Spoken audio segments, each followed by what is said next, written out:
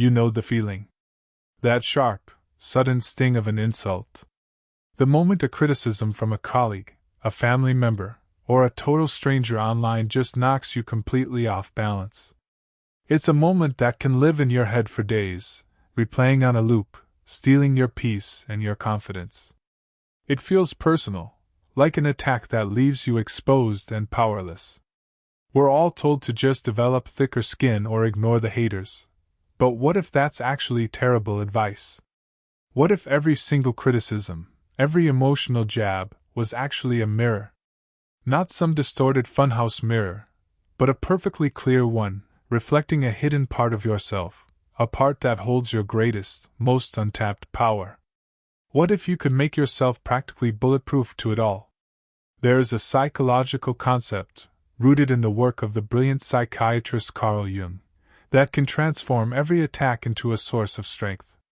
It's a counterintuitive journey into your own inner darkness that allows you to embrace your most difficult traits. Not to become a bad person, but to build an unshakable psychological fortress. This is the path to what some have described as a state of emotional resilience, an inner calm so profound that the negativity of others simply can't find a place to land.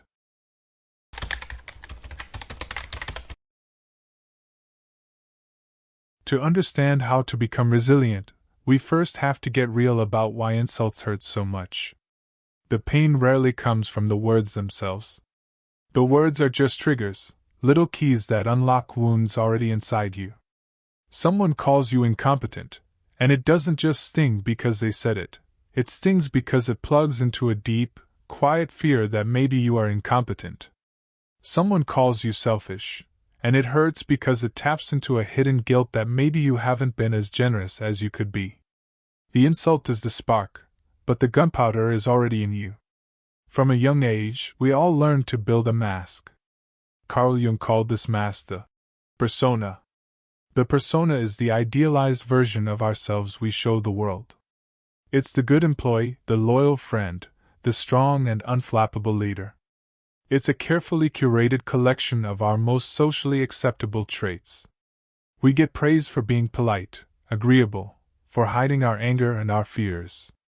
So, we spend our lives polishing this mask, hoping everyone believes it's the real us. The problem? This mask is fragile. When an insult comes along, it doesn't just attack you, it attacks the mask. It threatens to crack that polished surface and reveal everything we've desperately tried to hide. The panic we feel is the fear of being exposed. The anger is the frantic defense of our carefully constructed identity. We're not defending our true selves, we're defending our personal public relations campaign. This constant defense is exhausting, and it's the real source of our vulnerability. As long as we identify with the mask, we're handing the world the power to break us. The real work, the work of building that fortress, begins when we find the courage to look at what's behind it.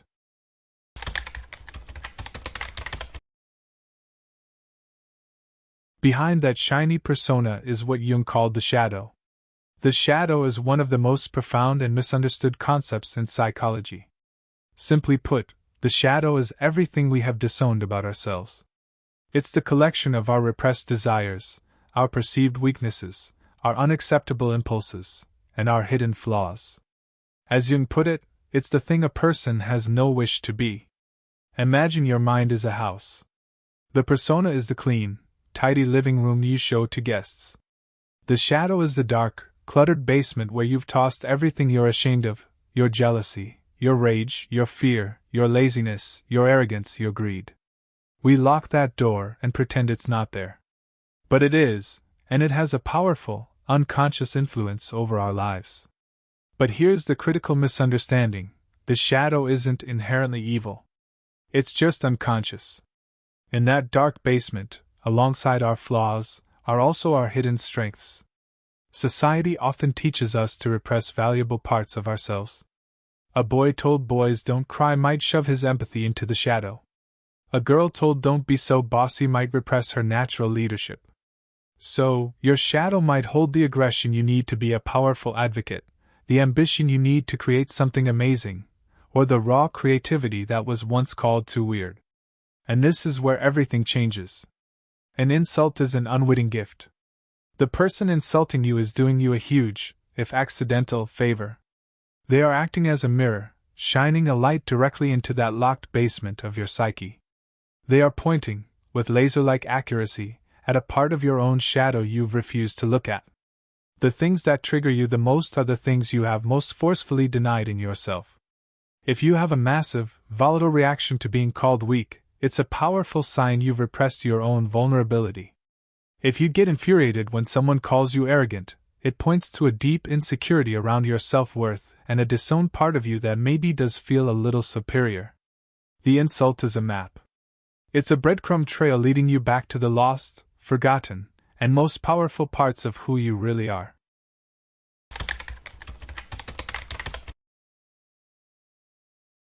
Understanding this intellectually is one thing, but to feel its power, let's use a story inspired by Jungian ideas. Imagine a sharp businessman, we'll call him Heinrich. Heinrich faces a devastating betrayal. His closest partner, a man he trusted like a brother, steals his biggest client and nearly bankrupts his company. The pain is immense. His first impulse is predictable: rage, despair, and a burning desire for revenge. But instead of letting that consume him, Heinrich does something remarkable. He turns inward. He uses the betrayal not as a weapon against his former partner, but as a mirror for himself. He asks one transformative question: what part of me is this person reflecting? The answer is deeply uncomfortable, but it's also liberating. He looks at his partner's blatant greed and sees it as a reflection of his own deeply suppressed fear of poverty. A fear so intense it made him blind to the warning signs. He looks at his partner's deceit and sees a mirror of his own tendency to hide his true feelings to be liked, a form of dishonesty he never admitted to. He looks at the betrayal itself and is forced to confront his own capacity for selfishness, the times he had prioritized his own needs in smaller, more acceptable ways. This is the essence of what's known as projection reversal. When someone attacks you, they are often not seeing you clearly. Instead, they are taking an unacknowledged part of their own shadow and projecting it onto you. They're fighting a ghost from their own basement but doing it in your living room. The angry person calling you controlling is often battling their own inner chaos. The judgmental person calling you a failure is often haunted by their own fear of mediocrity. Their insult isn't always a statement of fact about you, it's often a confession about them. By facing these shadow aspects in himself, Heinrich integrated them. He accepted his fear, his capacity for dishonesty, his potential for selfishness. And in doing so, he took back the power they held over him. He achieved a state of psychological resilience. The next time someone acted dishonestly, it no longer triggered a deep personal wound. He could just see it for what it was, a reflection of their character, not an attack on his. This is the secret. You become more resilient to insults not by convincing yourself they are untrue, but by understanding that often, they aren't even about you. The attack loses its power when you realize you're just the screen on which someone else is playing the movie of their own inner conflicts. Their words can no longer find hooks to catch on, because you've already removed them yourself.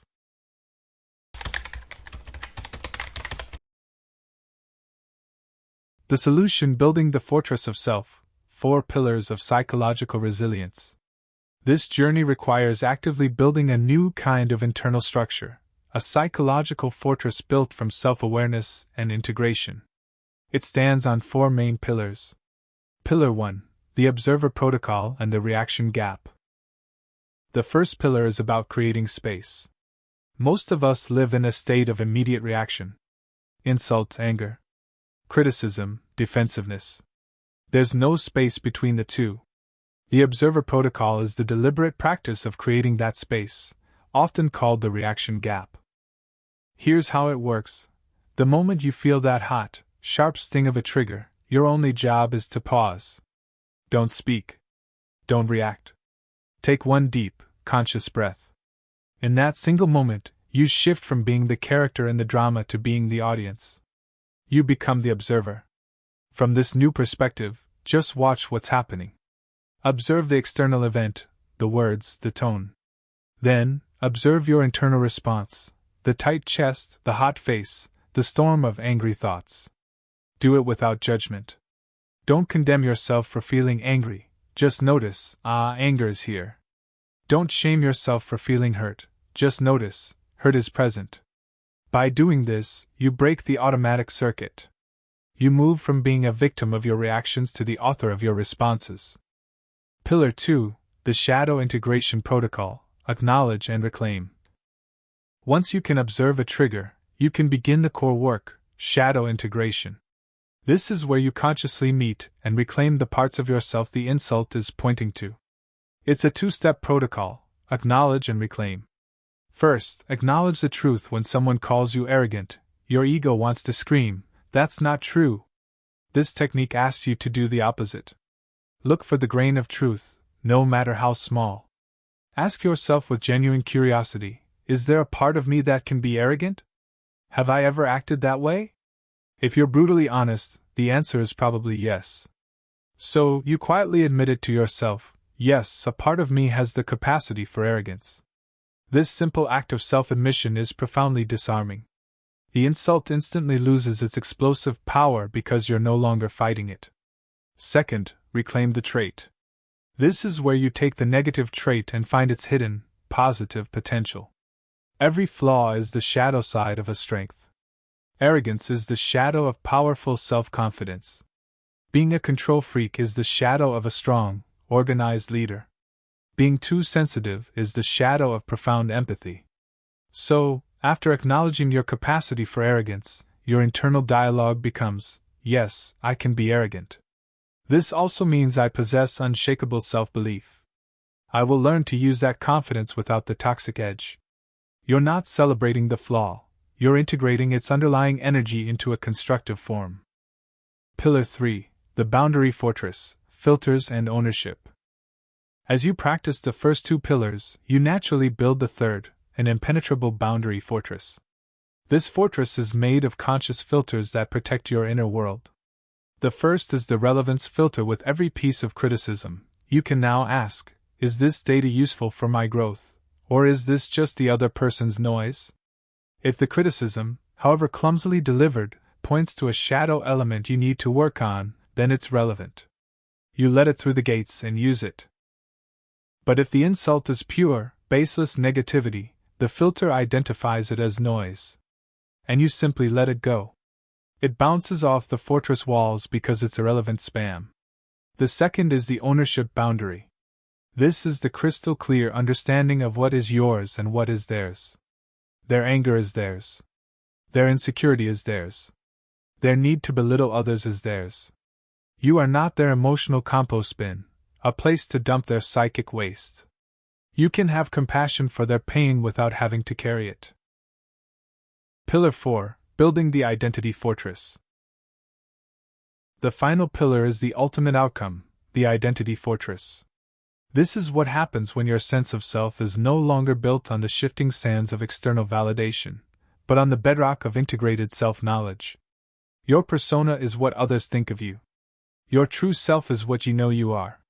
The more you practice shadow integration, the less you identify with that fragile mask and the more you anchor into your resilient core. Your self-worth stops being a commodity that goes up and down based on praise or criticism. It becomes an inherent, non-negotiable fact. The great paradox is that the moment you stop needing other people's approval, the more you seem to command their respect. There's a quiet, unshakable presence that comes from a person who truly knows and accepts themselves, flaws and all. They don't need to prove their worth, so their strength is self-evident.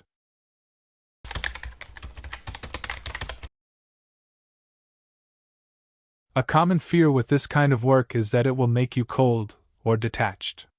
That by becoming resilient, you'll lose your humanity. The exact opposite is true. This process doesn't lead to being uncaring. It leads to becoming the compassionate warrior. The compassionate warrior isn't shielded by indifference, but by understanding. You become more emotionally stable, yet you feel more connected to humanity than ever. When someone lashes out at you, you don't just see an attack. You see their pain. You recognize the insult as a symptom of their own unhealed shadow. You can see their fear and insecurity, and you can feel compassion for it without absorbing it. You still have empathy, but it's an empathy fortified by strength. You can hold space for another person's darkness without letting it extinguish your light. Your resilience no longer just protects you, it becomes a bridge to help others. You can remain centered in the face of their chaos, offering a stable presence instead of another reactive opponent. This is the ultimate expression of psychological maturity: to be strong enough to be gentle, impermeable enough to be truly open, and whole enough to meet the brokenness in others with compassion instead of fear.